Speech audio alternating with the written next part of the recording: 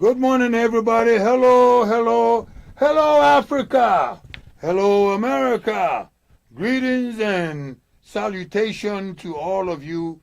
This is Chief OBDK here at New Harbor Studio. We have a show. Always we say, hey, there are so many problems. Let's talk about it. Let's talk about it. Let's not just ignore what is going on, and let's talk about it. Let me first go to Africa before I come back to United States of America. Like it or not, that's where we are. First of all, you can say happy birthday to me. I appreciate that. Happy birthday. You know, it's my birthday. And my birthday is on the 31st of May. The Biafran Memorial for all the heroes who died in the Biafran Nigerian War was on the 30th. Let me ask you to please give me one or even half a second of remembrance of all of our people who fought for freedom and are still fighting for freedom.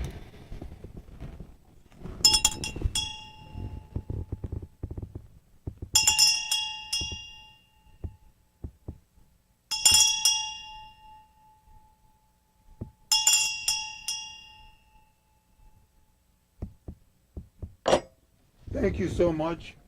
On behalf of all the people who gave their lives, people who fought, 3.5 million, depending on who you're listening to. We thank you. We thank you for all that you have done. Please don't forget to subscribe to this show so you can get more of the show that we have here at New Harbor Studio in Washington, D.C., United States of America. And on behalf of all the soldiers who died in many of the 13 wars in the United States, all the soldiers,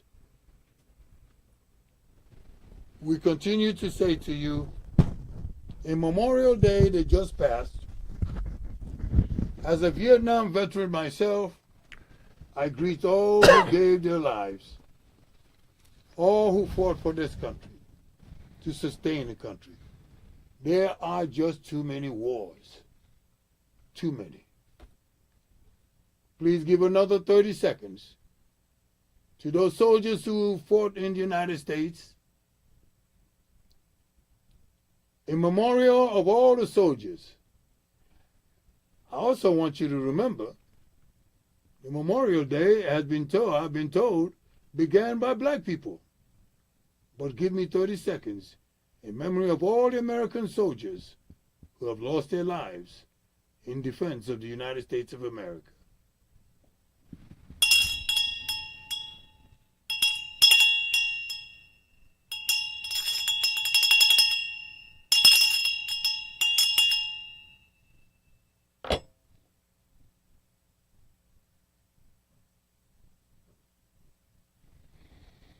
Thank you. We're back on the show. We have a special guest, a really great guy. I mean, you heard him from last week. But before we go to him, bring him in, just give me a few more minutes. Well, Elon Musk is gone. Elon Musk, the richest man in the world, with what I have been told, is said to be a man who has more than how much money? 427, or somewhere between 381 billion to 427 or 24.7 billion dollars. Not an inherited money. This is money he earned with his spacecraft and his automobile and investments, and got 12 kids. I don't know how you do that. I think he got 12 kids. But he came to help Donald Trump Donald J. Trump, the President of the United States, to win the election, and he was helpful. His mission? Find the frauds that have created so much amount of problem. Find the money. Reduce to 33 or 36 or 37 trillion dollars. Don't make any sense for America to be that much in debt. Much of it owed to China and some other countries. But here we go. He came here and he was the head of what they call DOGE, the Department of Government Efficiency. It's a new created department by Donald Trump. And so the big story for the week is really that Elon Musk have decided to leave. Go back to his business. He have shown all the secretaries of states how to save money, cut debt. And there he is. Here we are. He wanted to show Americans how to cut the debt that we are in. And it's assumed that part of the reason why he left was because he had a little problem with some other people who had other ideas of how to save money. I hope they're not Democrats. But anyway, no matter what, he's leaving or he's gone. The bottom line is America is grateful and thankful. He saved about $175 billion. Well, that's good enough for us. We'll keep that. While he's busy trying to save the country money, and Donald Trump is trying to save and bring the economy back, people like, you're not going to believe it, the mayor of Baltimore City is going to Las Vegas with some of his cronies and spending money in Las Vegas, and the people are paying for his trip. How do you like that? The mayor, Brandon Scott, of Baltimore City, as poor and bad as Baltimore City look, anybody who go downtown can see it. As badly as that city looks, as dilapidated as the buildings are, this little man goes and takes the public money and travels all the way to Las Vegas. What did he do? Oh, whatever is done in Sin City stays in Sin City. That's what they call Las Vegas, a Sin City. So he, instead of taking the money that he has paid from his own salary and go to Las Vegas, if that's vacation that he wants, he goes to Vegas, spends the people's money, and then come back to the United States, back to Baltimore, Maryland, and then approve the budget. How do you like that? Approve the spending for his trip. Brother man, you're in trouble. You see, that's what you get when you have a one Democratic city, a one political party city, where there's not one Republican council person anywhere in Baltimore City, or even in the state of Maryland, except for some other little places. We got some couple of Republicans who are here, but in big cities like Baltimore County, Baltimore City, the council is useless. I said it. That's right, I said it. It's useless. A one political party city? A city? What kind of nonsense is that? So, let's go back. That's corruption. And there it is. Pure and simple corruption. He just figures that next time he run, he don't care. Because you all will vote for him again. So now, last week we had an honorary guest, a real gentleman, a good friend. And we had to go all the way to Africa to get him. Because some odd reason, some black elected officials in Maryland don't, or in anywhere in the United States, are scared to show their face. But not this guy. He's a friend.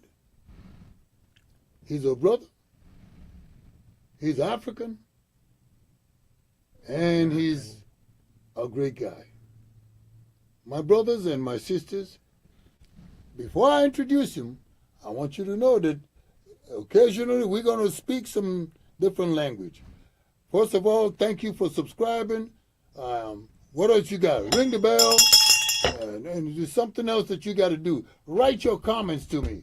Anything that from last week, we got some pretty good comments. Some of it good, some of it, I really didn't care that much about them. But there were comments, and I responded to some of them. So here we go. My friend, my brothers and my sisters, last week you saw the show. If you did not see it, you should go back and see it. It's very good. And if you saw the Mother's Day show, if you didn't see it, you should go back and see it.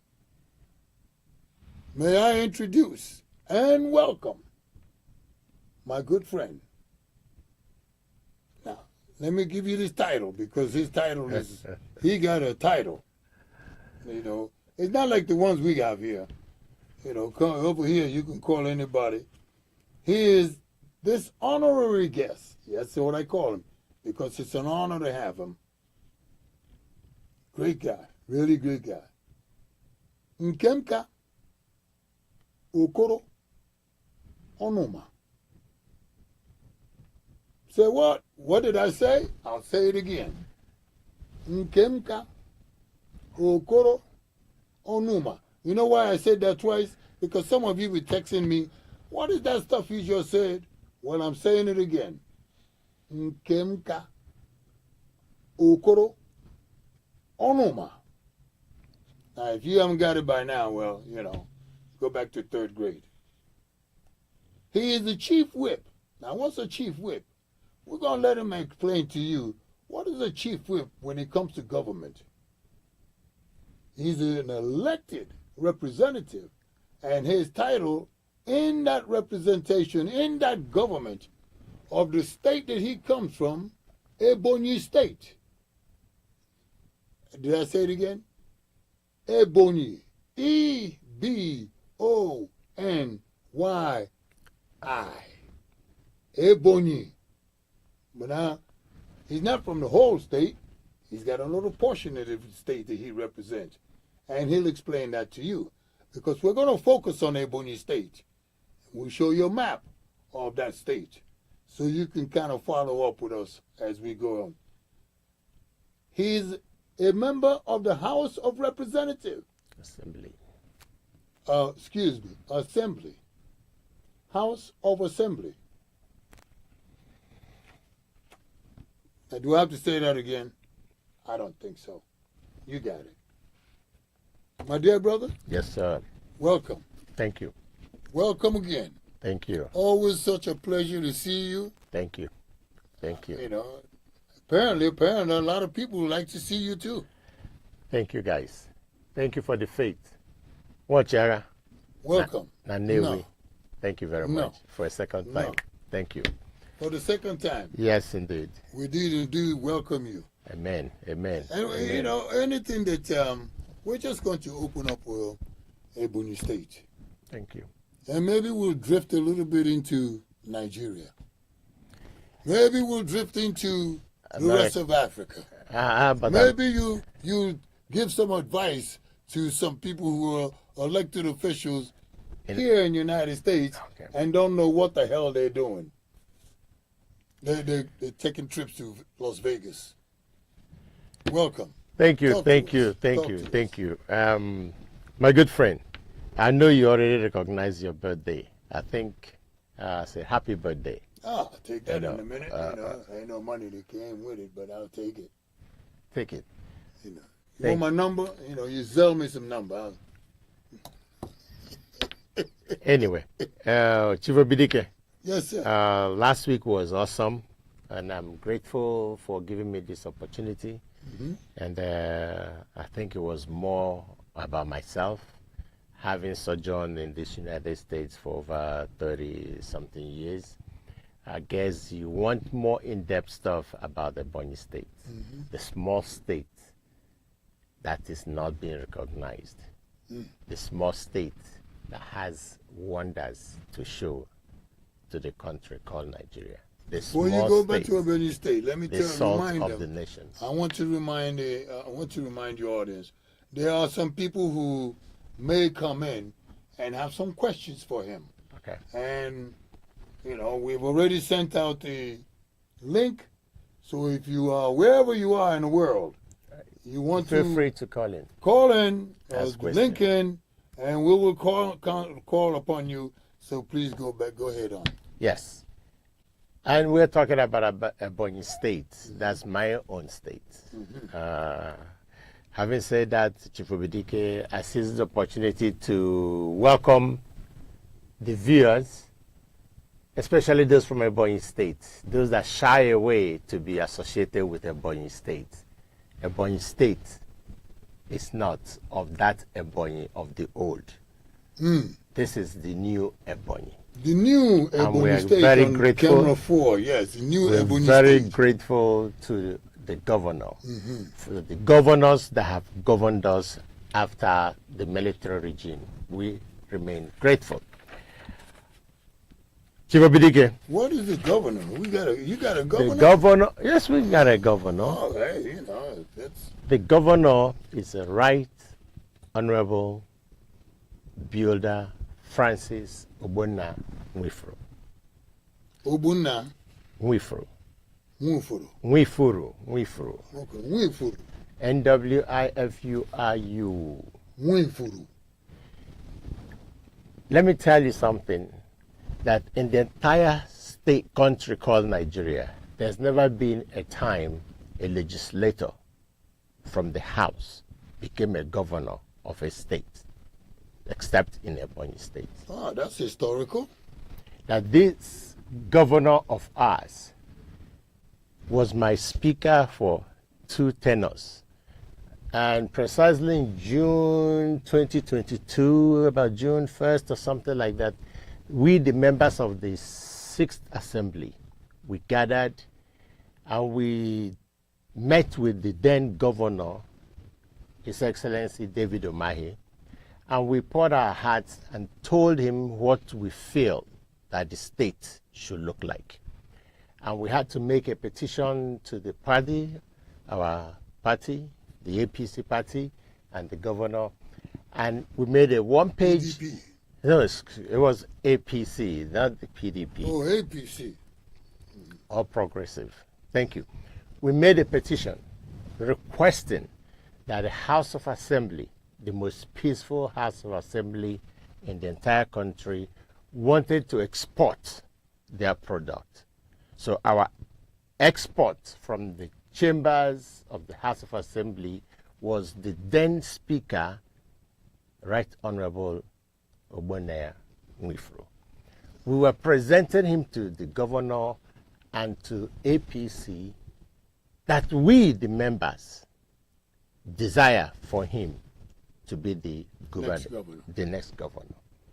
And as luck will have it, we worked assiduously and put all stones where they're supposed to, dotted all the I's and crossed all the T's, and lo and behold, we have a legislative governor. So, Understands both the legislative process that's correct. and he understands now what it is to be a governor. Executive. Executive. So he's managing the two. Well, to tell you the truth, once in a while we have a dinner with him. He will mark our papers and still redirect us to. Split the money too? Or, Well, you've been talking about money. We don't do money business. Our job is to legislate. Oh, so you guys legislate and make laws. That's correct. Oh, okay. That's Hey, we all trying to learn here. That's what we're elected Because for. I'm not going to let him just get away So- with anything. 'Cause we've been hearing So, things. Chief Obidike, my time is counting. We understand that the government is a continuum. And we, at the times we talked about our various governors, the present governor was a speaker listening. So we spoke and said, this is what we'd like to, if we had a chance to. And now those things that we desired if we had a chance to are the things that this governor of mine I'm not used to calling him governor, I still call him my speaker, because I've called him speaker for 8 years. For 8 years. Had put together into his charter of needs. And that's it. You know, usually people will run for an election and say, you'll be asked, what is your manifesto? What is your manifesto? Sometimes you do all these manifestos, and once you get into the shoe, you find out that it's a different story. So his charter of needs is a detailed part of what we had done in the House. And we believe that it is not good to inherit political enemies. It is not good to abandon projects that the former governors have initiated, and due to certain things, just drop it. To tell you the other part, our governor, present governor Boni Nwifuru, is the 4th executive governor. And fourth governor for Ebonyi State. That's correct. Now, the other 3 executive governors are with Boni Nwifuru. Tell me a state. Ebonyi State is backwards. Ebonyi State is the least in the thoughts of those in the southeast. But can anybody tell me each state in the southeast that the governor has a rapport with the predecessors? Now, that's a good question for those of you who don't understand, and those of you in the other states, which is Anambra State. That's correct. Imo State. Enugu State. Abia. And Delta. Oh, not Delta, River State. You have named them. Those ones have taken a different geographic nomenclature, but we are all the same East Central State. Okay. But the fact of the matter is that Boni Nwifuru, my speaker and my governor, carries his predecessors along, carries all the stakeholders. You know, at the time of the PDP, we migrated to APC. The sores, the bruises, the injuries, Boni Nwifuru have suited. Honorable, let me please clear for my audience, because I don't think all my audience understand. Yeah, let them be, you know, when they say that they migrated from one political party to the next, yes, it's like all you Democrats in Maryland suddenly have a mind change, and then voted for a Republican, like you did with the former governor here, Hogan, was supposed to be a Republican, but the Democrats voted him in to be governor. So that migration from PDP to APC, that's... Now, what percentage of Ebonyi State legislators migrated? I'll tell you about 90%. Well, that's a heck of a day. That's like everybody. Yeah. It was about 90%. The fact of the matter is that at that time, under PDP, the southeastern members of the PDP were being marginalized, and especially in Ebonyi State. And the 6th House of Assembly made a request to the PDP and saying, at the trajectory of their plan for the next election, we have not seen the Igbo man being carried along. If we don't see an Igbo man being carried along in a federal seat, like the president or the vice president, we may have to divest our interests and look for another party that will offer us that. Oh, okay. Even if we don't achieve it. So achieve that's the reason for the migration. That's correct. Because you saw that Igbo people were not being included. That's correct. In the governance of the country. That's correct. So you guys decided to abandon ship. That's correct. And go someplace else. That's correct. And you're saying to me now, if that continues, but was there any changes between the time of the migration to now? Yes, there has been some changes. At that time, it's now late for the PDP, but now the country has become aware that Igbo Southeast states should not be and cannot be taken for granted. And that's it. We desire the recognition. So, having said that, you will see that we have now celebrated our second year in office to mark halfway for this, my legislative governor's tenure. He's only been there one term? It's about 2 years now. 2 years. Yeah, so 2 more in his years. first term. Yeah, this is a half time. This is a half time changeover. We're not playing football, Whatever you play, we're talking about governance. This is midway. Midway. Now, is he going to run for re-election? Of course. Without a doubt. Without a doubt. So there's certain things that he has done already that the people. And not without a doubt that we even want him to run again. Well, what about the people? Will they accept him? Has he done something in the country that will trigger if he's done something in the state? In the state, I'm yes, so sorry. Yes. He has done. I meant to say the state, not the country, folks. So. Yeah, he has done something. That's why I needed to reach out to my fellow Ebonians. Talk to them about what he has done. In this Washington metropolitan area, you have state organizations of Abia, Imo, Anambra, Enugu. You want to talk to them. And you don't have that of Ebonyi State. Ooh. And while I was here, I started that of Ebonyi State. Unfortunately, as I sojourned to venture into politics, it became moribund, standstill, and I'm calling all the Marylanders, all the DMV, Virginia, DC. What kind of numbers of Ebonyi people are in this state? Wow. I don't have the data, but at that time we were about 40 in the Washington metropolitan area. And when you go to New Jersey, Philadelphia, New York, there are more. From Ebonyi State. There are more. So this is a clarion call on your part. That's correct. To all the people of Ebonyi State in the United States, not just in Maryland, all over the country. Because this whip, your House of Assembly whip is calling you. But who's going to be able to handle them? Chief Obidike, there are people there, and I just want to jumpstart them again. We had celebrated distinguished Senator Pius Anyim when he came here at one time. We have exported candidates from here to go to Ebonyi to work at the government house under Sam Egu. And now that I'm from Maryland and I have gone back, and by grace of God, the chief whip, I don't know why I can't get my people to.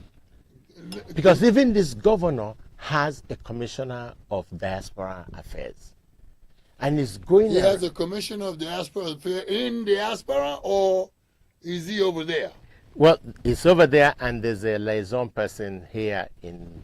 So the liaison person is not doing very well then. If he, I'm not trying to mess you up, whoever liaison. The fact of the matter is that since these are new creations, and I don't want an Ebonyan to be ashamed, to be shy of Ebonyi. Be proud. Be proud because you have people that have marbles in their head. When I went back to Ebonyi in 2013-14, I almost turned back. I almost abandoned the ship. And now I'm excited to be part of history. That the place that I almost abandoned, I'm inviting people to come as a tourist attraction. The place that people thought is not what it's supposed to be. We ranked the second to the least, to the last, in federal allocation. So you begin to... Wait a minute. You're trying to tell me that out of the entire 36 states in Nigeria, yes, Ebonyi State ranks the second... to the last. Lower to the last. That's correct. In the distribution of... Federal funds. Yes. Why is that? And, well, it's left to the federal government, the way they do the square meter area, the population... minerals or whatever you have. And not only that, other states can be seen borrowing money from, where do you have China or some other places. Ebonyi states have not borrowed money. This governor have not borrowed an iota of a farthing. An iota of who? a farthing, a penny, or whatever.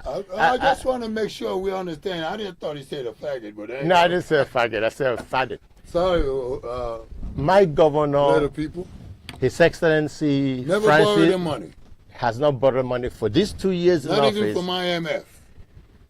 For these 2 years in office, haven't borrowed money and have surpassed the growth of all other states. Have done what has never been done. Has he balanced the budget?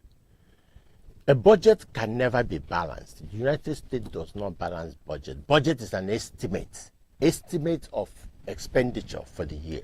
Ooh. An estimate for expenditure. You look at how much money you plan to do certain things and you see where the funds are coming in.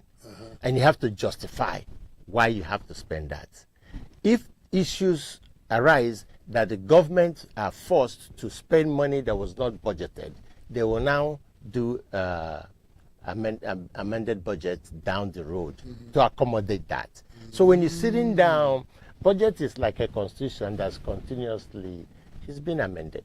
Okay. So if you're looking for a balanced budget, how can you get a balance? You're not going to find it in every state. They cannot get in any place, any state place in the country. in the world. Oh, United States, they balance his budget all the time. No, Governor Moore of Maryland, he said he just balanced the budget. but when they balanced the budget, at that time there was a ship that wrecked the Key Bridge. The amount that went into that reconstruction, was it in the budget? At that time, was it captured in Probably the budget? not. It was not captured in budget, so the budget was not balanced. Ooh. So there's a reason for you to adjust the balance. Well, the mayor of Baltimore City just said they balanced the budget also. Well, the balanced budget means that whatever was allocated and what was coming in was just fine. Ooh. That's what it means that it's balanced the budget. See, Yeah, so, you see what I mean about we're hearing a difference in how politics is done over there in mother country. For all of you who have never been anywhere, Africa, Stop. it's a Stop. difference. Stop. You know, I'm trying to let them know Okay. there's a difference. Okay. So go ahead. So what I'm saying is that the governor is doing tremendously well. So okay, we got the picture Um, now. That the he's- governor he's- is a great guy. He's a great guy. And he doesn't have to balance the budget, but he's No, done a don't lot. take it. Don't make a jest out of it. In the House of Assembly, we weigh the budget, and we say we accept this budget to be balanced, because the expenditures and the hopes for the money that's coming matches. Okay. If that money doesn't come in, So almost like an NGO type of system. whatever you I don't. Well, no, NGO. If the money doesn't come as pledged by the federal government or tax generated, if we didn't generate enough taxes, some of those things, well, Never be met. it's a projection. And that's what I want you to understand. It is a projection. Okay. And that's it. And the other time, as we were talking, you were just asking me, so what does a whip do? A whip doesn't. We are not violent. We don't just whip. A whip is a member of the majority part of the House that oversees the welfare of the majority of the members. So I remember the last time you said there were 24 members, Yes. and you are above all of them. Yes. I'm not above all that. The speaker is above. But I'm the one. I'm in charge of their welfare. Whatever. The welfare. Yes, the welfare of the House members. That's what the whip. And Because you know, when you talk about welfare in America, you know, people just start, money. Here come the money. welfare is an ambiguous term. You know, I relate to make sure that the House members abide by what the party dictates. Whatever is supposed to come to the House members, I make sure that it comes to them. The interest of the party, I have to lead it on the floor of the House. Okay. While the leader leads issues, the plenary, and the interest of the governor, of the executive, and the speaker speaks for the So masses. let's say structurally, you got the governor, Uh-huh. you got the deputy governor, That's correct. and you got the speaker of the House. That's correct. You got the deputy speaker of the House, And then You have the leader of the house. the leader of the house. Yes. And then you have The chief whip of the house. the chief. So you're number 6. You're In, number 5 or 6. in the house, in the hierarchy. I'm number 4. And number 1 Is the speaker. in this. Okay. Yeah, There you go. and you got that. And that is And that. I hope that all you students in Ebony State University, you do have university there. Yes, we do have university. You know, We have Ebonyi State University. We have several college of education, several federal universities, and we even have a university technology for science, medicine that has just opened. So yes, we are endowed. We even have we have the University of Aeronautic Engineering. We have a University of ICT. And these are new universities. That's one of the things that our governor has invested, because Ebonyi man is looked as lower than the others. The governor wants to make sure that whatever that will give an Ebonyi man an edge in competition, we must have it. so it sounds to me that Ebony State is now moving in the direction a more progressive. And that's what I told you last time. There is no state that have progressed more than Ebonyi under Ogbene Nwifuru as my governor. So even if we are second to the last, it doesn't matter. The parable of the talents, as we see in the Bible, was not so much interested in how much was given, and what did you do with your money. So Ebonyi State is judiciously using the money and reaching out to the people, calming the people down, developing infrastructures, all facets of governance is Under this APC political party. yes, under APC political party. But remember, the APC is the vehicle nationwide. But what Ogbene Nwifuru is doing in Ebonyi State, it is his own personal understanding of the journey of a typical Ebonyan. I really appreciate you explaining specifically some of the process and programs that is taking place in Ebonyi State. I think that's what we want to hear. Thank you. That's what the Ebonyi people would like to hear, and all the people that just seem like they don't want to listen, but you're hearing it from your own chief Please whip. listen.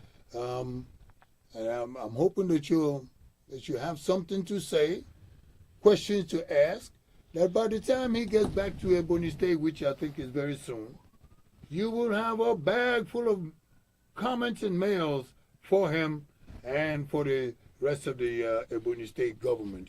And let's see if that progress can continue as it moves on. I know the last time we were here, and I appreciate that. I hope you do.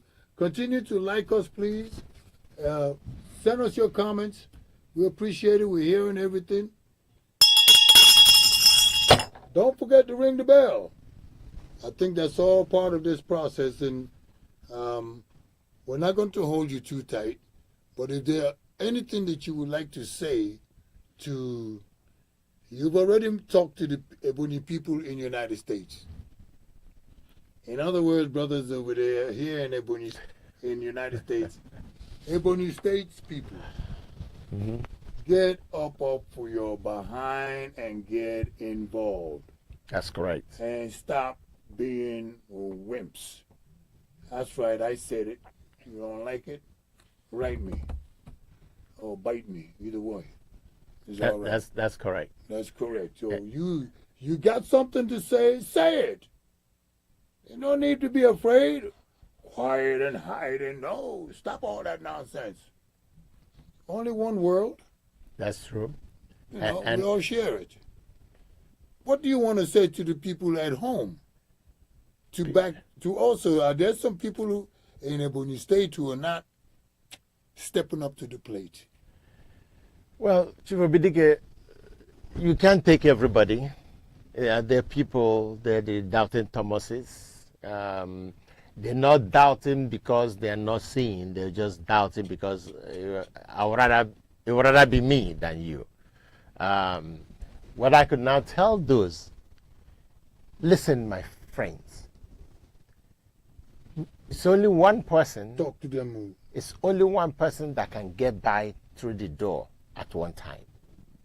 Ain't they skinny? No matter how skinny.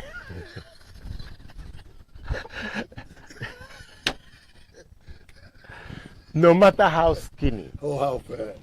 Technically, you approach a door, you yield to somebody, and they'll go by, and you go by. Turn after the order. The PDP will clamor, the APC will clamor, the Labour Party will clamor. The Ebonyi South will complain, and Ebonyi North will complain. The Yoruba will complain, the Northerners, the Hausa will complain. Complain never stops. You were in the military, right? Absolutely. What's the maximum distance of an excuse? What's it, what? Maximum distance of an excuse? Of an excuse? None. Zero. 0 meters. So the Dalton Thomases does not achieve any 0 meters. It doesn't go anywhere. Just queue up, wait a little, understand. We should stop being quick to judge those at the top.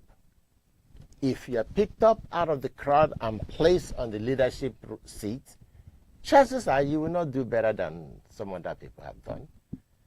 So because somebody is at the leadership, the person must think right. If it's not your thought process, you say it's not right. Those are the things that people clamor. Oh, I could do it better. I could do it better. You know, you watch the footballers, you watch the boxers, the athletes on the screen. Oh, you should have given up, you should have done this. When they put you there, you can't do. Well, Mike Tyson had an old saying. What was it? Mike Tyson says, a lot of people talk until they get hit. Fly like a butterfly, sting like a bee. That's Muhammad Ali. Until they get hit. Until they get hit, because Mike Tyson is a hit. So let's work together with the governor. Mm-hmm. Let's work together with the governor. So far, so good.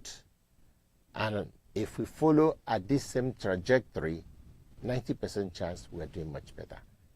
Dave Umahi have come, open our eyes. Our father, Martin Elechi, played his role. Samegu took us from military to democracy. So, and they are working together. So what makes you think that those three former governors do not advise the present governor? If he's been advised and he was part of the process, he'll now understand. So that's why a project that was abandoned years can be picked up and dusted and finished, because the governor had a vision at that time. And we, me and you, will not allow the project to excel. Now that our Governor Nwifuru is getting this done, let's rally behind him. Now that does he have any challenges? Is there some people you keep asking people to follow him and support him, which is it's a good thing to ask people to do that. But is there somebody else out there that is saying we can do better? As many as there are political parties, there are people that feel they can do better. So the other political party probably exists in the country, in the state. Yeah, they exist in the state, and they want to field a candidate. It could just be Etiokwe, let's just fool somebody and make Etiokwe. Did you understand that? Y'all better start speaking Igbo. Yeah. They would just be there so that there's a visibility. If they just allowed me, let me count on legal matters, let me count on some other lacuna somewhere, by chance I could be it. But the fact of the matter is,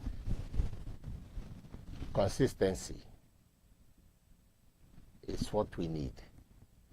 We need it in the country. We need it more in the state. And what Nwifuru has shown us in these 2 years, that he's consistent. As the youngest governor, very coachable. I told you last time, I'm the coachable Americana. That was my nickname, because I accepted everything that was said in toto to understand how the Nigerian politics was being played. So my speaker is very coachable governor. He has 3 governors, former governors with their challenges, advising him. He has all the stakeholders advising him, and he's not bruising feathers. Well, you paint a good picture. Thank you. You really make this guy seem like an angel out of nowhere. And not just him, but all the other people, the former governors, they all go.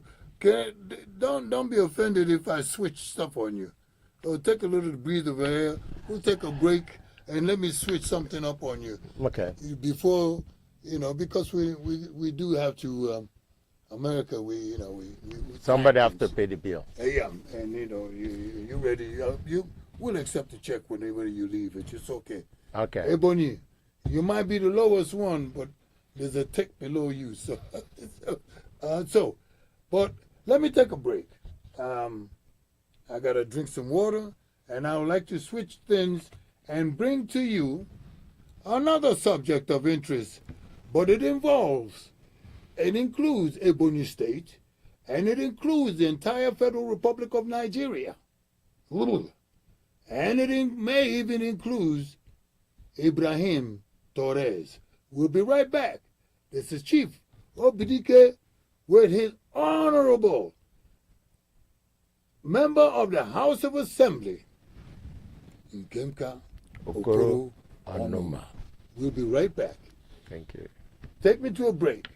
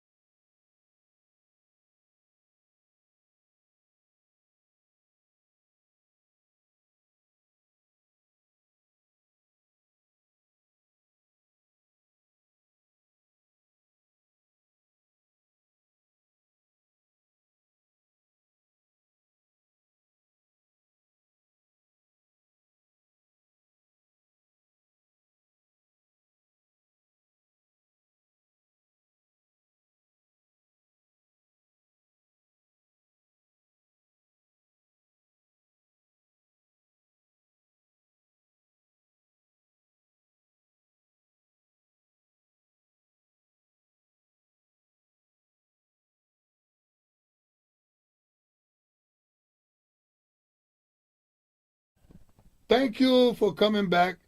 Thank you for subscribing. Thank you for sending your messages and your notes and your comments. And thank you for ringing the bell. We very much appreciate it. Now, remember in the beginning I said, Honorable, thank you so much for coming back. Thank you. And I Thank you. really appreciate you. Thank you. I've mentioned to you that it's now news that Memorial Day was started by black people in America. It wasn't there before until black people started Memorial Day. Now, we do have some videos, but we're not going to show it to you now unless my engineers at some point are able to show you how the Memorial Day actually started. And it was started by slaves. Slaves. Remember them? Please remember them. Never forget them. I'm a member of the Buffalo Soldiers. I greet all Buffalo Soldiers. The last Buffalo Soldier passed away November of 2024. He lived a long time. Every soldier that was in Buffalo they were Buffalo Soldiers of They're going now. Yes. And we thank you all for your service. Thank the family. They've got families still around. Amen. Something also happened in Nigeria around 1966, 67, 68, 69. I was in Vietnam then, and it was hell then. I was there, and that was the time that it was really bad for this guy. But, we made it through. There was a war in Nigeria. One that had Biafra. You see it? This is the flag of Biafra. And having Nkemka Okoro Onuma, a representative in an Igbo land, it dawned on me to ask him the question, on behalf of you Biafrans who would call me and write what about Igbo? What about Igbo people? What about them? So I asked the Honorable, you are in Igbo land, representing Igbo people. That's correct. There are some Igbo people that don't want to be part of Nigeria at all. What is your thinking behind that perception, that desire, that determination, and that will of the Biafran people, who are also Igbo people? What do you think about that? Chief Obidike, My brother. you have tactfully, strategically weaved in the Biafran Yes. issue. Yes. I experienced the war. You were in Vietnam. You didn't experience Biafran war. War is war. You did not experience the Biafran war. War is war. But now, I ran between my mother and my father. We hid, we did all that stuff. That's past tense. We said there was no victor, no vanquish. The Biafran Nigerian war was put aside. If your question is indirectly to reference the negative treatment to Igbo people in Nigeria, it's a different thing, the Southerners. But let's not be talking about Biafra, because it is not fair that there's a sovereign country called Nigeria, and there is no sovereign country called Biafra. And we are taking a country supposedly should be existing, but is not existing, to find where you put the jigsaw puzzle, the missing puzzle in it. That's what you are working on. Because right now, if I ask you what is the boundaries for the Biafra, I'm a proud Igbo man. Well, What's happening in Nigeria, I detest it. I hope my senior legislators in the Federal House of Representatives and senators could come out and make sure that proper education, that the country is properly educated about all wars. We heard about all these wars, Vietnam wars, even the one that Usman Dan Fodio were fighting, but the one that we fought inside Nigeria is a secret to us. Because if 31st of this May was a memorial celebration, 30th of May. 30th of May, there was nothing that stopped an elaborate recognition of that. So the young shall grow. Those that are growing up will understand. They cannot just find this in the media or Google and understand exactly. So we celebrate all these things. It should be part of the celebration. It should be part of the history of the country called Nigeria. But now, if you're talking about Biafra, because the way I'm looking at it is that, you remember in 2009, I was the chairman of Nwane Denamba. I hosted the World Igbo Congress. In the bid for that, so we went to Canada. We recognized the Caritas, Mr. Caritas, that was supplying relief to Biafrans. We paid him a visit because what was done was awesome. We came back here, the Biafran radio sought my assistance. They broadcasted from Cooper Lane in Highsville, Biafran radio. I endorsed it. I am now in Nigeria, and there's a question that MNK, Nnamdi Kanu, which I know you're coming to bring up. It's a country that is a legal matter. I cannot talk about, I can't preempt, I can't decide. So as Biafra, will I support, if Biafra comes to be tomorrow, will I be excited? Yes, I'll be excited. What am I expecting is that are the Igbo people going back to war that you missed when you were in Vietnam? Or will there be That's a little bit unfair. Missed it. I was there in 1970, just after the war stopped. Bidike, you missed the war war. is Your war. father, you were the War is war. You were The golden Vietnam spoon. War, that's war. The Biafran War, that's war.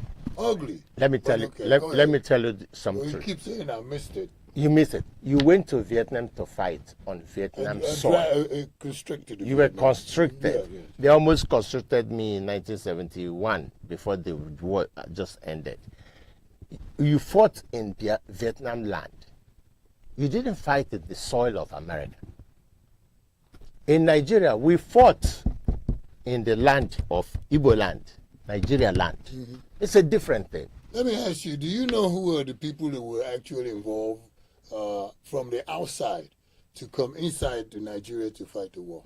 I didn't know. Whatever I read up now is history, and I can't rely on it, so I don't make a fool of myself with what I don't know. Okay. But the fact of the matter is that fighting in your house, I can see my father with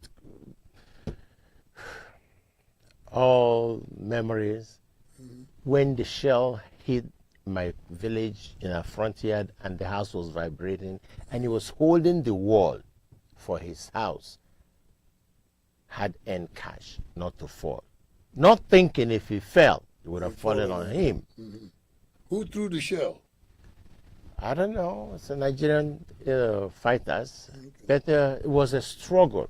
Mm-hmm. Now, prior to the war, if you look at the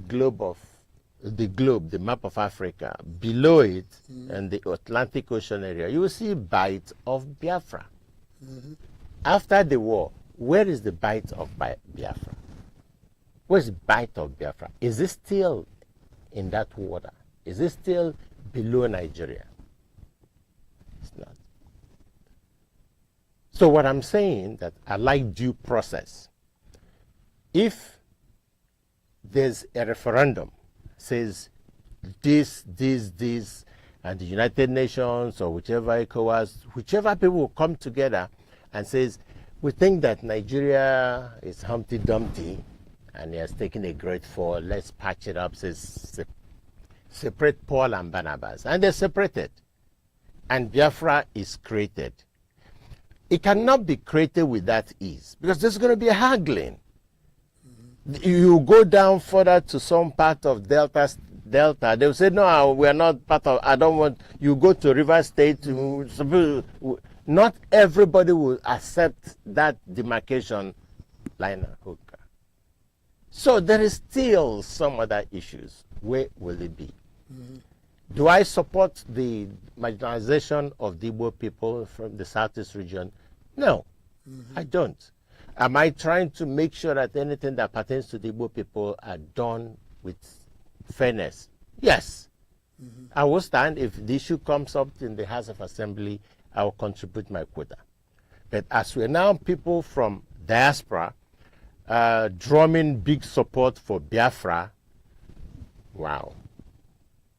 Can people in Nigeria drum up big support for another country? Name a country and juxtapose it in the United States? I say we support this new. Can we? What? Let's put Biafra in the United States now. Let's create a map. Call it Biafra. Let it be in the United States. The Finland has some other stuff like that. If they are making all this pressure that it is pertinent, it's necessary. We fought a war. Technically, we lost. And we are pacified. It says, no victor, no vanquish. And we accepted. And now, whatever has been done against the Igbo land have never stopped an Igbo man. The Nigerian economy is going down. The Igbo people, the Southeastern economy is going up. Wherever Southeasterners step into, they will dominate. Nigeria is complaining and crying. Igbo people, businessmen are interested drinking and eating. They're looking for ideas to move on. At the right time, it will come. If what we're agitating is the leadership from the Igbo extraction, it will come at the right time. In Igbo land, it says, if you're holding a soccer ball or a toy of a kid, and the kid will be crying and ranting, running around you, give me my ball, I want my toy. When you're tired of holding it, you lower your arm. Unknowingly, the child will take your toy. So let's guard ourselves. Let's guard ourselves that we are not pushing to get foreign aids to come and impose Biafra. The leadership in Africa are now complaining about the foreign expertise, influence in their country. I know you mentioned Ibrahim Traoré. The man is saying, we are tired of this. He's a sovereign nation. He's entitled to his opinion and rights. He's a dictator. Spell it. Can we find it? Can we find dictators in other countries? I'm just saying he took a country out of.